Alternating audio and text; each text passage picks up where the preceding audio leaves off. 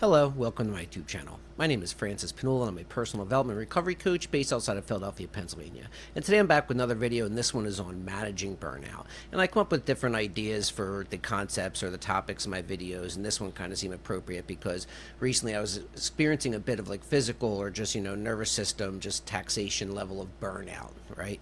And I used a couple images at the beginning here to kind of give you a sense of what I'm talking about. And one is a candle burning at both ends. And sometimes if you're doing a lot of different things in life, you're working on all these different projects in different areas, even if you're trying to get the appropriate amount of sleep, your 6 to 8 hours, and you're trying to eat well and all, sometimes you're just going to still burn yourself out a bit. Another one I use is like a battery that charging, right? And every day you're kind of drawing on that battery and it goes down over time, and then theoretically as you sleep, as you rest, eating different things, recharge these batteries. But over time, depending on how many different things you're doing and how much energy you're expending in a day, these things tend to dwindle or they wear down. So we can experience a different level of burnout. There's different types of burnout and different levels this, which we'll kind of get through. All right, so let's get started. So first, what is burnout? And according to WebMD, burnout is a form of exhaustion caused by constantly feeling swamped. It happens when we experience too much emotional, physical, and mental fatigue for too long. In many cases, burnout is related to one's job, but burnout can also happen in other areas of your life and affect your health. And just like it says, sometimes burnout can be emotional burnout. You're going through really difficult things, grief that can literally feel burnout, exhausted, physical burnout. If you're working a really tough job or it's really hot out, different things that are just putting more stress on your system, you can experience some physical burnout when you're doing these things for a long period of time, just like training. That's why even professional athletes, have these different training camps and stuff periods of time, but then they have off seasons, they have off cycles, that way they can give their body a chance to rest. Or mental fatigue, if you're just dealing with a lot of stress combined with emotional stress from that, that can be really fatiguing and lead to a level of burnout, right? So in many cases it's related to one's job, but it can also happen, relationships, different things can cause different types of burnout, right? So this is why I like the analogy of a battery. Think of your own energy levels and nervous system like a battery. We draw from the battery throughout the day and hopefully recharge at night. The more daily stress and less time spent recharging, the more this battery depletes day after day. So if you're a person that's trying, like literally you're grinding most of the day, trying to accomplish all this stuff and you're getting like 4 or 5 hours a night, eventually you're going to start having some different issues, from getting sick, different immune issues, like you're just causing a lot of stress and your body's going to push back in some way. How that looks for different people, headaches, stress headaches, different things, like when they say limit your stress, it's not just your emotional stress, how you feel about things. It's different things put stress on your body, everything from exercise to different types of jobs, to thinking really difficult about, really, hard about a task, problem that you're solving, literally even when people are playing chess, they burn tons of calories just from thinking so hard, right? So it's all different kinds of stress, but recognizing how much stress you're experiencing versus how much you're able to recharge, and I kind of reiterated my point from the first slide, but it's really good to kind of nail these points home so you can think about these things like your battery, your internal battery that you're drawing on or recharging, or burning a candle at both ends, right? You may have heard the saying, burning the candle at both ends. When we're constantly on the go and not giving ourselves time to rest, we're shortening the overall life of the candle. In this case, this could be your energy levels or even your overall lifespan, right? So if you're working a really, really difficult job, not getting enough sleep, dealing with all these different things, you theoretically, just from stress, could have heart issues, different things early on than somebody else who manages their stress better. There's no guarantees that even if you manage your stress well, you're going to live to like a longer age, but I feel that people that do manage their stress better live to a longer age than people who don't manage their stress or that they're working really, really difficult jobs. I've noticed that people work like blue collar labor, hard jobs, right? And if you're just eating like regular kind of food, not super healthy, but not terrible either, but maybe a lot of times you're getting lunch out of different pizza places, right? Construction jobs. And that these guys, a lot of times you don't live past your 60s. You're lucky. If you hit 65, 70, maybe you get to retire for a little bit, but you've beaten your body up so much from these different types of labor jobs that it's difficult to even enjoy your later years, right? You know, medicine can accomplish a lot, but you're really burning that candle at both ends. And I understand the value in it, and a lot of times they pay well, hopefully, you know, for get compensated for what you're experiencing. But these jobs are difficult. It puts its wear and tear on your body, your joints, let alone your overall lifespan, right? You know.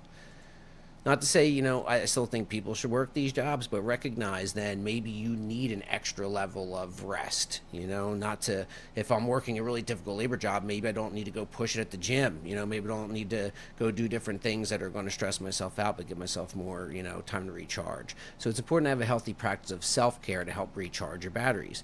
Daily practice like healthy sleep habits and stress management, as well as periodic practices like taking vacations and time to decompress all help to recharge.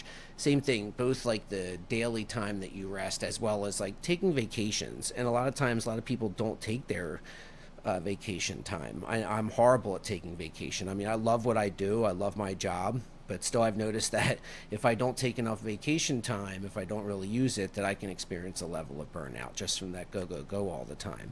So, you know, no matter what it is that you do, you know, it's important to have these periods of break. Even if it's like a staycation where you just stay at home just to kind of just rest, you know, let that stress off of yourself. Do something relaxing. If you enjoy fishing, whatever it is, go sit on a beach. Something that really just lets you just decompress and de-stress and recenter for a while. It's going to pay dividends in the long run, you know. So that's why, you know, it's been a little few weeks since I posted a video. I needed some time to kind of recharge, even though I'm still working a full-time job during like the week and stuff. I was like, you know what? I kind of just need to pull back in different areas of my life just to give myself some room to be able to recharge, to refocus, to go at it again, right? To regroup. So self-care can help prevent burnout before it begins. It doesn't need to be fancy. Simply relaxing outdoors and reading a book can help. Let's not wait until we're burnt out. How can we tell if we're getting there? And we'll get into ways that we can tell if we're getting burnt out. But like I said, simply just, there's a picture of a person in a hammock reading a book. Sit in your own backyard, like listen to birds. If you know your area with lots of birds, like just having that time to decompress, even if it's like 30 minutes a day, is going to really help you out. All right, so signs of burnout. Burnout can have many symptoms. It can often be confused with stress or advanced depression. These are signs to look for if you or someone close to you is experiencing burnout. And these are all from WebMD, mental health, and this is burnout symptoms and signs, right? So first, exhaustion. You may feel drained and unable emotionally to deal with problems around you, both professional and personal. You may feel low and experience extreme tiredness, leaving you without energy. These symptoms can show up as physical pain and stomach or bowel problems, right? And I know a lot of times for different people that can, your stomach is connected to your nerves, essentially your nervous system. That's why you get like butterflies in the stomach and different things when you feel nervous. It's actually your vagus nerve being like stimulated, but I digress. But anyway, like these different stress symptoms that different people have can be stomach issues or physical pain. I know depression causes people physical pain. I understand like the neurochemical things that are actually causing these, you know, I won't get into that in this video, but that's things you can experience as well as exhaustion, right? So alienation from activities. Look out for signs of cynicism and frustration toward work and colleagues. You may start to distance yourself emotionally and feel numb about your work and environment.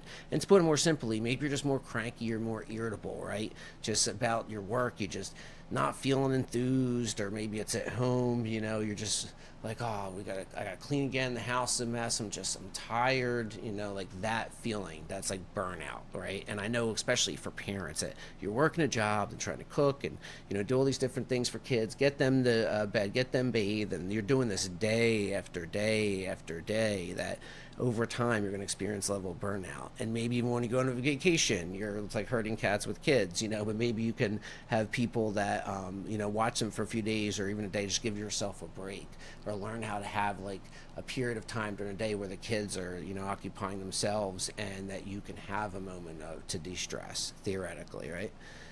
but reduced performance. This can occur at work or home when caring for family members because you have no energy left for everyday tasks. Burnout makes it hard to concentrate, handle responsibilities, or be creative. It says like when caring for family members. Suppose that you're a person who cares for a disabled or elderly or just whatever type of family member that you spend a lot of your time, your energy caring for them. That can even be like compassion fatigue. And sometimes people can get frustrated with themselves, like, why isn't my level of just compassion, empathy, all this every day at this level, right? And we're human beings, and you're going to experience these. Everything goes up and down in waves. So far, I haven't really experienced anything in life that stays at a 1 or a 10, right? That things kind of go and come and go in waves. So just experience this, recognize where you're at, and learn how to manage it. It's that way when you're experiencing a bit of compassion fatigue or just fatigue in general, how to kind of give yourself some self-compassion and say, it's okay, we're going to get through this and things will change and come back up, right? Or maybe somebody else can relieve you for a period of time, just that way give you a break, right? So mental burnout symptoms: you may feel self-doubt, helplessness, defeat, and failure. You may feel that you are on your own, lose your sense of purpose, and feel increasingly cynical, dissatisfied, and incapable. In other articles I was reading just in preparation for this, just some more information about burnout, one is from like Psychology Today. It was really about that helplessness, defeat, and failure. That people experience burnout when they're repeatedly going for a task and not finding success. You can find yourself burnt out on the task. I felt that some of the WebMD stuff was more inclusive of different types of burnout, but they really nailed the point of that helplessness or the defeat that can come with burnout. That if you're not seeing movement towards a goal or change in a situation, that people can feel more burnout. And I think that that's definitely a part of it. And I think that's just one example of different types of stress, especially stress that you don't feel that you can overcome. I think has its own special, kind of category. But just all these different things are stress in general, whether it's purposeful stress, like going for a run, or, just kind of stress through a job, or passive stress, or just regular day-to-day things that you're going through, right? As well as these deep, more deeper feelings. As well as physical burnout symptoms: you may feel greatly fatigued and without energy. You may get sick often, have body aches and recurring headaches. As I mentioned headaches earlier, you lose your appetite or experience insomnia. Like all these different things from just that constant physical stress, from like the cortisol even just going through your system, can have a negative effect. Cortisol can be amazing in that it can help people accomplish tasks like people lifting a car off of somebody, or, like needing a level of strength in life. Theoretically, this was from like cavemen or something, or that you needed to escape from a predator, that your body could just pump cortisol to help you have more adrenaline in order for you to do what you need to do. But unfortunately, if you're worried about some problem at work that you can't fix today, or a meeting that you have in a week, there's nothing I can do at the moment that I can prepare, but to try and mentally overcome that. That these different types of stress in the modern day aren't, it's not as helpful to sit there with that cortisol day after day after day, right? It's not a situation that easily or just immediately resolves itself. So the questions, I have like 3 questions I wanted to ask and have you ask yourself kind of is like, what do you do to recharge? And that's, on a daily, on a weekly, on a monthly, over time. What are your daily self-care practices? What are things you do every day? And then what are some quick, easy vacation ideas you would enjoy? Like what are different even staycation or local things that if you were just to even take like a little weekend, or take one day off on a Friday, just to, Friday, Saturday, Sunday to go on a vacation. Of course, I forgot to turn my phone off, so how things go. But what would help you to be able to kind of decompress and relax. But as always, thank you very much and have a fantastic day, and I hope you enjoyed the video.